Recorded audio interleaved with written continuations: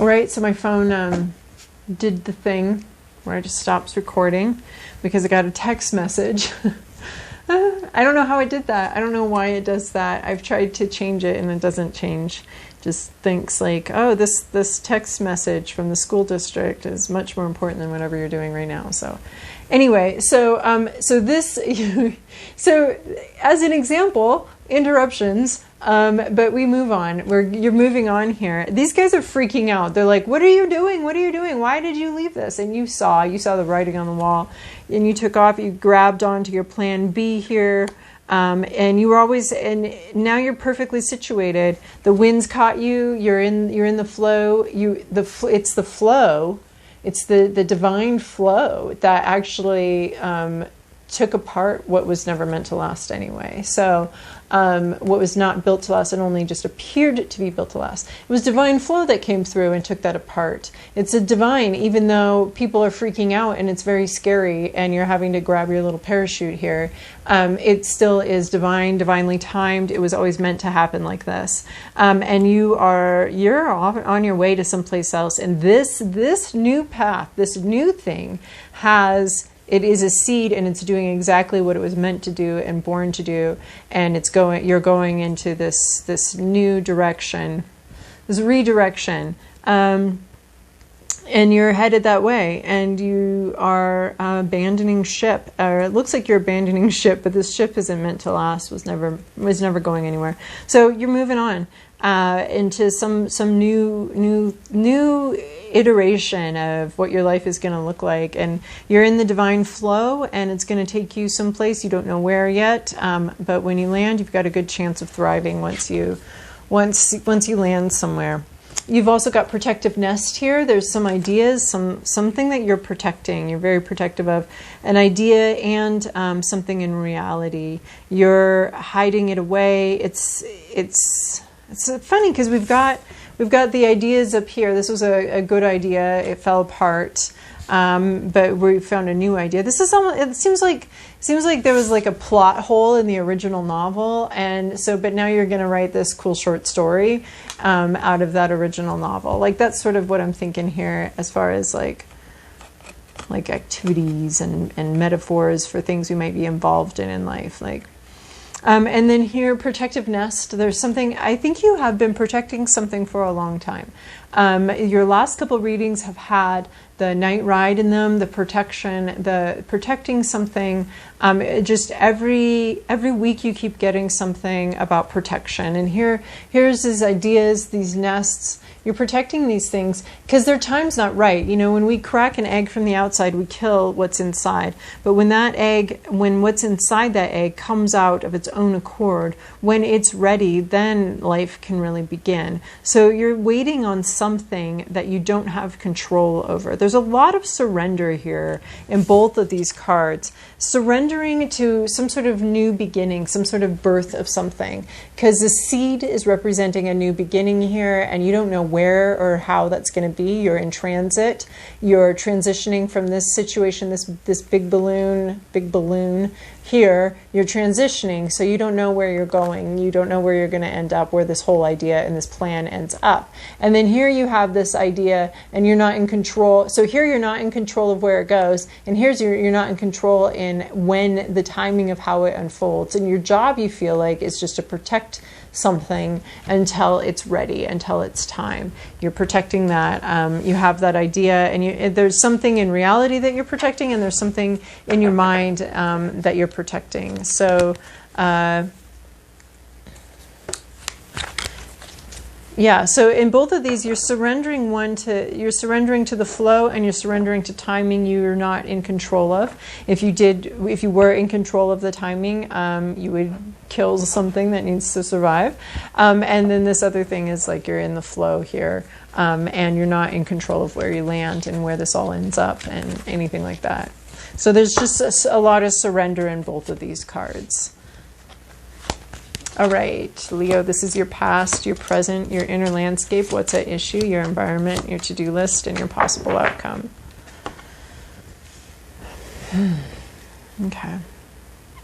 In your recent past or in the past, you have this Four of Wands card. This is the engagement, marriage, long-term commitment card. You've made commitments to something, and it's been publicly acknowledged. So, you know, this is like you put a ring on it in front of your friends and relatives and that kind of thing. So this could be, this is the commitment of getting into this balloon here that you've done in this past. You made the commitment, the fruits of your labors. This is Four of Wands. So in the Wands card, we're talking about ideas and inspirations. So in the One of Wands, you had the inspiration to do something. In the Two of Wands, you kind of were like, okay, that's an interesting inspiration, but let's get down to brass tacks and calculate and figure out stuff. And then Three of Wands, you had a lot of faith that this was coming in. Four of Wands, you've made a public declaration of your faith that this thing is going to work out. This is a very public declaration of your faith in this thing working out. So that's why it's a marriage, and it's that somebody wants this. People wanted this enough to publicly go forward with it. So there is like this institutional element and this public element, and a commitment, a public commitment to something. And to sharing the fruits of your labors and that sort of thing. But in the present situation, we have the Ten of Swords. We have the ending of a very painful situation, excruciatingly painful. The swords are, they are out of swords, fresh out of swords. They've put them all in your back.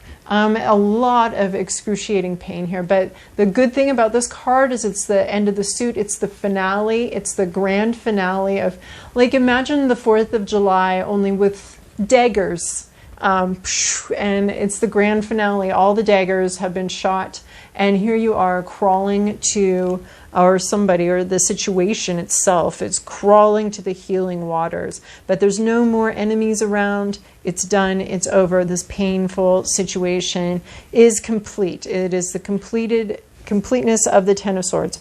All the truths have been revealed. All the harsh words have been spoken. All the clarity has come in, and you've understood it, and you've seen it with clear eyes, and it's been painful and horrible. Kind of this horror to see all of these truths and all of these hurtful words and painful words, and but here you are, you're done, and the enemy is nowhere to be seen, and you're crawling to this healing waters. So it's the end of a very painful situation. In your inner landscape, what you're hoping for, what you're fearing, what you're really thinking a lot about, possibly subconsciously. So this is why we bring up this card, because it's not like I think you don't know what you're thinking about. It's that this could be something inside of you that just the tarot wants to call attention to and call that forward. So this is Three of Pentacles is where you are hoping. You're hoping for teamwork. You're hoping to work together. And what I find interesting is that they're working together to create a sanctuary, to create a safe place. And everybody's working to, everyone's bringing their skills, their particular thing. You may be hoping to assemble a team to create to sort of create this healing waters situation, some sort of sanctuary. But I'm also seeing a sanctuary here, having to do with an institution. And you're hoping to be able to work with people. You really, this could be a team of people that you hire, or a team of friends and family. You really would like some support, and some teamwork. You want the team to be working together here. That's what you're hoping for. Yeah. What's at issue is this Knight of Wands. So this is inspired, lots of very inspired energy, kind of charging forward, moving forward, very excited, sort of a renewal of spirit. So that's what would be in the upright, but we take it in the reversal. So it's the Knight of Wands gone wrong. So there may be some rash behavior here, that's overly rash, that's overly like moving way too fast, moving way too quickly, thoughtlessly, rashly. The other way the Knight of Wands can go wrong is not moving, not feeling inspired, not feeling new life come in, not drinking of these healing waters, but just kind of there, and there's the healing waters, and you just can't quite make it. So not feeling inspired. So that's the two ways that the Knight of Wands can go wrong, is not feeling renewed, not feeling rejuvenated, leaving battle but not getting what you need out of it afterwards, not finding those healing waters, not feeling inspired to move forward. Or you could be, and the other way is rash charging ahead. Our Knight of Wands is very, what do you call that? Impulsive. He's very impulsive. So there could be some impulsivity going on here, or a lack of inspiration, a lack of renewal. In your environment, we have the Hierophant. We have a religious institution, something, and faith. So there's some sort of faith and religious institution. Well, yeah, an institution that's supposedly about faith is in your environment. We have some wisdom about that. It's the number 5 here. And yeah, that's in your environment, is that institution of faith. In your to-do list is the 7 of Wands. This is standing your ground, defending yourself. Yeah, you're supposed to stand your ground there. You may have a lot of naysayers as you grab onto this thing. But you may have, I mean, I think this is standing your ground too, because you're protecting something, right? And this is protecting your ideas, protecting your vision, protecting what you value against all of these sort of naysayers and possible threats. And here's protective nest. You're protecting something here from possible predators and other things. And time. Yeah, the protective nest. About these predators. Anyway, protect what's yours, defending yourself. So, you know, maybe whereas these swords are all over, maybe maybe the enemies have now picked up sticks, and they're not coming at you with swords anymore. They're coming at you with sticks now. So this is engaging in battle, engaging in standing your ground and in what you want and in what you believe. So that's the energy you're being called into. I think you're protecting something, and you're supposed to actively be defending it. And he's in a very defensive mode, you know, defending his dream, defending his vision, defending his hopes for this safety and this teamwork, and for everybody to be working together. Where you're going is this 4 of Pentacles. This is having what's yours, clinging to what's yours. I almost get the idea that it's these eggs. She's holding on to this egg, to this idea, to this this thing that's coming to fruition. I almost see her sitting on her eggs here. We're incubating her eggs. She's actually got like eggs underneath her too. Very fascinated by these ideas and protecting this and standing her ground. Very fascinated by what's hers. There is a sense of ownership here. There is a sense of getting what's yours. And there could be some money issues involved. But you do get what's yours. You have to defend yourself.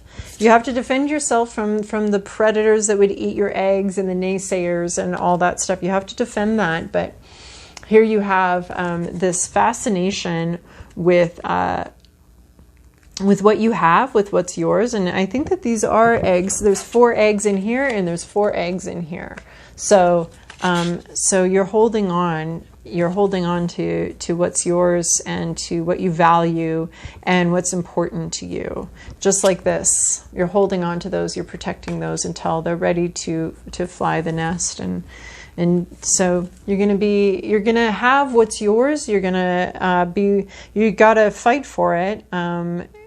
You've got to defend yourself. So maybe this is about like feeling defeated and not feeling a sense of renewal and not feeling like charging forward, not feeling like moving, feeling a little stuck, stagnant, depressed, and not wanting to move forward, because this is here to encourage you to stand your ground and fight for what you believe in. So And then this has to do with what's yours, and owning it and holding on to what's yours. And so if you're worried about losing something, or you're worried about these eggs getting crushed, or you're worried about a predator, this is saying, well, you are going to have to stand your ground. You are going to have to stand up for what you believe in, but you are going to get there. You are going to get these things, get what's yours. And that's what I'm seeing with this. Like, okay, this whole thing kind of fell apart. You've got to defend yourself. You've got to take care of yourself here. You've got to grab onto this seed here, which is a lot like this wand, this little seed here. You got to grab onto this inspiration. And even though all these people are yelling at you that you're doing it wrong, you're still got to grab onto that. And then what you end up with is these four eggs in your nest, right? Protecting that and holding on to it. So I see you holding on to your dream, holding on to your money, holding on to what's yours. Maybe you're not feeling like you need to hold on to it, but all of these are about, holding on. You're holding on to this, letting go of this whole idea, but grabbing onto this one, and then holding on to these eggs. And here you have basically the same shapes, there's like an echo here, a really strong echo for me in those two cards. All right, Leo, I hope that was helpful for you. Thank you so much for your likes, comments, and subscribes. I think, that's my shortest so far this week. So anyway, I don't know what that means, but thank you so much for watching. I really appreciate your likes, comments, and subscribes, and I hope you have a wonderful week.